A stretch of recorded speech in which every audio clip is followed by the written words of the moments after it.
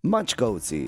Če kraj iščete na zemljevidu, potem pojdite s pogledom skoraj na skrajni severovzhod države, na krasno Goričko, Prekmurje, deželo Bograča, Dödelov, prekmurske gibanice, Dobre Kapljice in prijaznih ljudi. Če bi Vlado Kreslin napisal pesem o tem kraju, bi verjetno pela o motokrosu. No, to je namreč v zadnjih letih nekaj, po čemer je ta majhen kraj s komaj kaj več kot 200 prebivalci najbolj znan. No, potem in pa seveda po našem prekmurskem blisku, po Damjanu Boharju. In ker so naši pubeci na pripravah v Prekmurju, je to odlična priložnost, da pobliže spoznamo kraj, v katerem je Bohi odraščal, se učil prvih nogometnih korakov, gotovo kakšno ušpičil in zrasel dvakratnega strelca zadetka v Ligi prvakov. Ja, seveda, moja mladost je bila tako kot vseh drugih, v glavnem igrišče in pač druženje s kolegi po šoli, za učenje ni bilo časa, nažalost, to bo še prišlo mogoče kdaj. Drugače pa v svoji vasi, vse sem imel tu, vse še zdaj imam, trgovina, pošta, šola, nikar ni, gostilna tudi med drugim, tako da res meni je tu tisti pravi kraj, kjer se res dobro počutim in pač vedno mi je dobrodošel ta kraj za počitek, kjer se res odpočiješ od vsega, brez hrupa, brez vsega, tako da res vse naj. Glede se je pa rekel, pač sem ponosen tudi na to, kar sem naredil, ampak se ne mislim nikakor tu ustaviti, kajti pač vsak človek ima svoje cilje, katere mora doseči in če tega ne izpolniš, pač ne moraš biti zadovoljen. Ampak pojdimo po vrsti. V Mačkovcih je Damjan obiskoval prve 4 razrede na podružnični šoli. Kako je pa kaj to šlo? Damjana sem učila v 4. razredu, takrat še 8-letne osnovne šole. Tega je zdaj že kar 16 let nazaj. Zelo dobro se spomnim, da je bil že takrat zelo navdušen nad nogometom.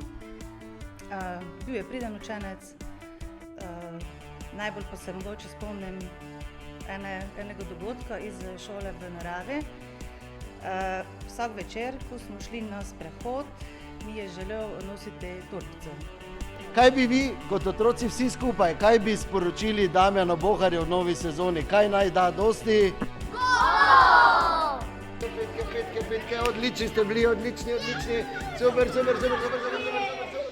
Prve nogometne korake pa je naredil v bližnjih Križevcih, kjer je igral vse do odhoda v Muro. Pa takoj, ko je prišel, smo videli, da ima kvaliteto, torej da je od vrstnikov precej naprej, kar se tiče koordinacije, hitrosti. Potem pa tista zadeva, ki je verjetno se še danes vleče, tista ljubezen do nogometa. Torej on je vedno igral, ko so čakali tukaj na prevoz ali pa ko smo trenirali, torej vedno. In takole, tu so bili eni izkušeni igralci v članskih ekipah, pa so me takoj vprašali, kdo pa ta mali, ne? Ker tu, ko smo trenirali, se je takoj videli, da je že lomo hrbtenice, kot pravimo, ne? Že od samega začetka. Torej, vsi, ki smo delali z njim, smo lahko ponosni, smo lahko zahvalni za to. Se res dvakrat igrati Ligo prvakov, jaz pravim, enkrat se mogoče lahko posreči igralca, ampak dvakrat biti v ekipi, ki igra Ligi prvakov, to pa že je neko znanje, pa neko delo. Pa se Damjan res spomni vsega najpomembnejšega iz svoje mladosti, svojega rojstnega kraja?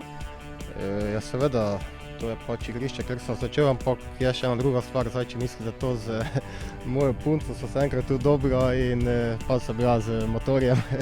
In res, to so tudi bili tisti prvi koraki zopet ljubezni, tako da res vse se je dogajalo, vse se je začelo tukaj.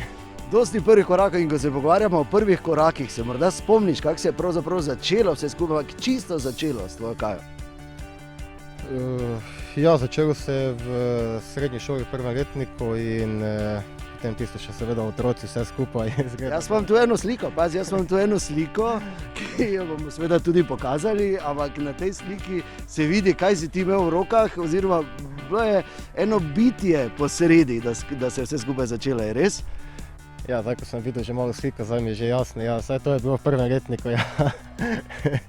Ko je Kaja dobro za rojstni dan pesa, se pravi z imenom Maša. In res, to mislim, da je tista Istrica preskočila do konca in da se je to obdržalo do danes. Verjetno nisi vedel, da ta slika obstaja, zato ti jaz zdaj dajem za spomin. Hvala. Damjan Bohar Bohi, fant, ki je z Mačkovcev prišel v Ligo prvakov, v naš Maribor.